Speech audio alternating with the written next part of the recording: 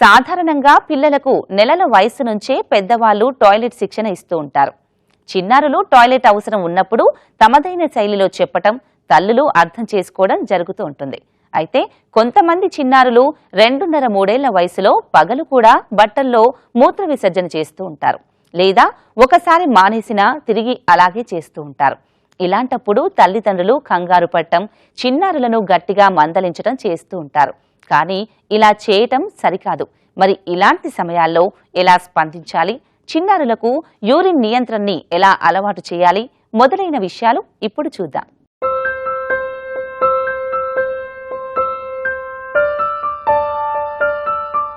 పిల్లల పెరుగుదలలో టాయిలెట్ శిక్షణ చాలా ముఖ్యం. తల్లిదండ్రులు ఈ విషయంలో శ్రద్ధగానే ఉంటారు. అయితే కొంతమంది చిన్నారులు ఎంత అలవాటు చేసినా తిరిగి పగటిపూట కూడా బట్టల్లోనే మూత్ర విసర్జన చేయటం మొదలు పెడతారు. ఇలా ఎందుకు జరుగుతుందో తెలుసుకునే ప్రయత్నం చేయకుండా చాలా మంది తల్లిదండ్రులు పిల్లలను మందలిస్తూ ఉంటారు. అయితే హఠాత్తుగా పిల్లలు ఈ విధంగా చేస్తున్నారంటే అందుకు ఏవో ఒక కారణాలు ఉంటాయి.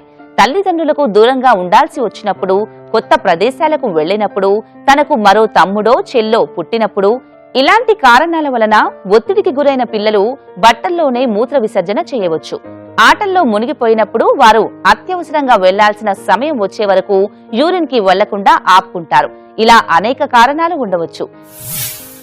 2-3 సంవత్సరాలు రాగానే వాళ్ళు బట్టలలో దొడిగిపోకుండా ఎలా కంట్రోల్ వస్తుందో, మామూలుగా 3-4 సంవత్సరాల వరకు బట్టలలో మూత్రం పోయకుండా కంట్రోల్ వస్తుంది. 4 సంవత్సరాల వరకు యావరేజ్గా. కానీ ఒక 20% మంది 6-7 సంవత్సరాల వరకు కూడా వస్తారు. అది నార్మల్ డెవలప్మెంట్, బ్లాడర్ కంట్రోల్ది.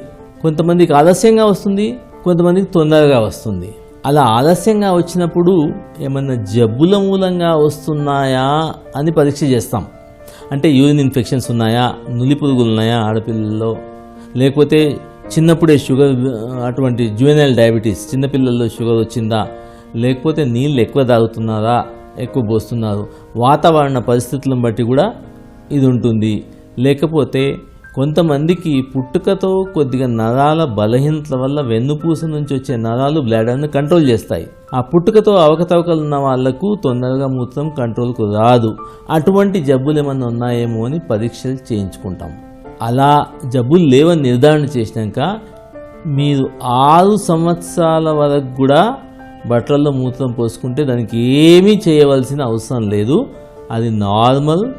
వాళ్ళకు ఒక డిసిప్లిన్, ఎప్పుడు నీళ్ళు తాగాలి, సాయంత్రం లోపలనే నీళ్లు బాగా తాగాలి, సాయంత్రం తర్వాత తాగవద్దు, పడుకునేటప్పుడు మూత్రం పోయాలి, తల్లిదండ్రులు పడుకునేటప్పుడు మళ్ళీ లేపి మూత్రం పోయించాలి. ఇవన్నీ చేసినా కూడా కంట్రోల్ రాకపోతే అప్పుడు మందులు.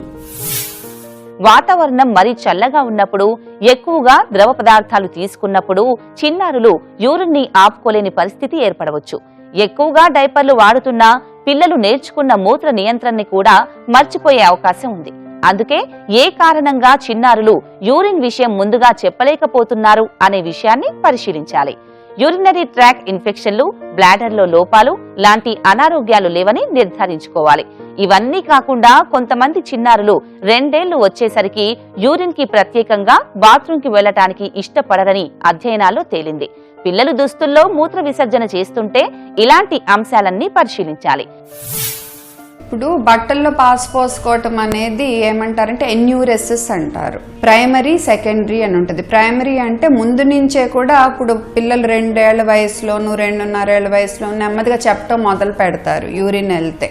కొంతమంది పిల్లలు ఏంటి 2, 3, 4 సంవత్సరాల వయసులో బాగానే ఉండి సడన్గా 5, 6, 7 సంవత్సరాల వయసులో మళ్ళా ఇలా పాస్ పోయటం, తడపటం మొదలు పెడతారు. దాన్ని సెకండరీ అంటాము. నెమ్మదిగా వాళ్ళని ట్రైనింగ్ మొదలు పెట్టాలి. ఇక్కడ కూడా మనం పాజిటివ్ రీఇన్ఫోర్స్మెంట్ టెక్నిక్స్ ద్వారానే మనం ఈ అలవాటు మాన్పించడానికి ప్రయత్నించాలి.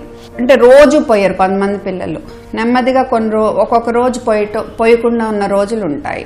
సో ఆ రోజుల్లో మనము వాళ్ళని మంచిగా పొగిడి హ్యాపీగా ఏదన్నా రివార్డ్ ఇచ్చి ఇలా చేయాలి. అంతే కాకుండా బెడ్ వెయిటింగ్ చేసినప్పుడు పక్కింటాళ్ళకి ఎదురింటాళ్ళకి మా వాడు ఇలా చేస్తున్నాడు అని వాళ్ళని ఎగతాళి చేయటము, ఇటువంటివి అస్సలు చేయకూడదు. కోపడటము, ఈ కోపడటము ఎగతాళి చేయటం వల్ల ప్రాబ్లం ఎక్కువ అవుతుంది. ఇంత చేసినా ఒక్కోసారి 5-6 ఏళ్ళు నిండినా కూడా ప్రాబ్లం కనుక సాల్వ్ అవ్వకపోతే పీడియాట్రిక్ నెఫ్రాలజిస్ట్ని, చైల్డ్ సైకాలజిస్ట్ని ఒకసారి సంప్రదించాలి. చిన్నారులతో వచ్చే మరొక పెద్ద సమస్య రాత్రులు పక్క తడపడం. ఈ సమస్య ఉన్నప్పుడు దాన్ని మాన్పించకపోతే అది చాలా కాలం కొనసాగే అవకాశం ఉంది. 3వ ఏడు వచ్చేసరికి ఆడపిల్లల్లో 50% మంది, మగపిల్లల్లో 20% మంది మాత్రమే పక్క తడపకుండా ఉండగలరని లెక్కలు చెబుతున్నాయి. ఈ విషయంలో అందరు చిన్నారుల ఒంటి తీరు, మూత్ర నియంత్రణ సామర్థ్యం ఒకేలా ఉండకపోవచ్చు. దీని గురించి మరిన్ని వివరాలు ఇప్పుడు తెలుసుకుందాం. చిన్నారులు రాత్రులు పక్క తడుపుతుంటే చాలా మంది తల్లిదండ్రులు వారిని కోప్పట్టం, విసుకోవటం, బెదిరించడం లాంటివి చేస్తూ ఉంటారు. కానీ ఇవేమీ పిల్లలను ఆ పని చేయకుండా ఆపలేవు. పైగా ఈ విషయంలో ఎలాంటి శిక్షణ ఇవ్వలేమని, పిల్లల మెదడు, మూత్రపిండాలకు సంబంధించిన వ్యవస్థల పనితీరు మరింత మెరుగుపడినప్పుడే వారికి నియంత్రణ సాధ్యమవుతుందని వైద్యులు అంటారు. పిల్లలకు బ్లాడర్ నిండినప్పుడు ఆ విషయం మెదడుకు వెళ్లే సంకేతాలు అతి బలంగా లేకపోవటం వలన వారు నిద్ర నుంచి లేవలేకపోతారని శాస్త్రవేత్తలు అంటున్నారు. మొత్తానికి ఈ విషయంలో చిన్నారులను తిట్టడం, బెదిరించటం వలన ఎలాంటి ఫలితం ఉండదని మాత్రం అర్థం చేసుకోవాలి.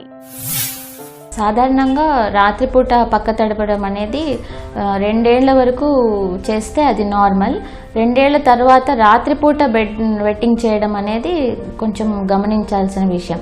ఆ టైంలో ఏం చేయాలి అంటే ఫస్ట్ పిల్లలకి ఏ టైంలో మూత్రం ఎక్కువ పోస్తున్నారు, ఏ టైంలో పడుకున్నందువల్ల కానీ, లేదా వాళ్ళు సాయంత్రం పూట తిండి పదార్థాల్లో లిక్విడ్ ఎక్కువ తీసుకుంటే ఏమైనా బెడ్ వెట్టింగ్ చేస్తున్నారా, లేదా ఏదైనా ఎమోషనల్గా అప్సెట్ అయినందువల్ల బెడ్ వెట్టింగ్ చేస్తున్నారా, ఆర్ పడుకునే స్థలం మారితే అట్లా మార్పు వచ్చిందా, అవన్నీ ఒకసారి గమనించుకొని మామూలుగా ఉన్న పరిస్థితుల్లోనే 2 ఏళ్ల తర్వాత కూడా ఇంకా రాత్రిపూట బెడ్ వెట్టింగ్ చేస్తున్నారు అంటే కొంచెం పరీక్షలు చేసుకోవాల్సిన అవసరం ఉంటుంది.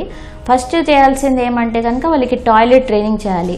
తర్వాత దాంట్లో 3 విధాలుగా ఉంటుంది. ఫస్ట్ ఫుడ్ కంట్రోల్ చేయడం ఒకటి, తర్వాత కొంచెము పడుకున్న తర్వాత 2 గంటలకి పిల్లవాడిని లేపి బాత్రూంలోకి తీసుకెళ్ళి టాయిలెట్ పోయించడం. బట్ అది సమ్ టైమ్స్ అది వాళ్ళ స్లీప్ డిస్టర్బ్ చేస్తుంది. అందుకని ఏం చేయాలంటే ఒక అలారం సిస్టమ్ అనేది కూడా అలవాటు చేయొచ్చు. అలవాటు చేసి ఒక 2 అవర్స్కి ఒకసారి అలారం కొడుతూ ఉంటే వాడికి మెలకు వచ్చి వాడంతట వాడే పోయి వచ్చేసేటట్టు. ఇలా అని చెప్పి మరీ స్ట్రిక్ట్గా పెట్టి వాళ్ళని ఎమోషనల్గా స్ట్రెస్కి గురి చేయకూడదు.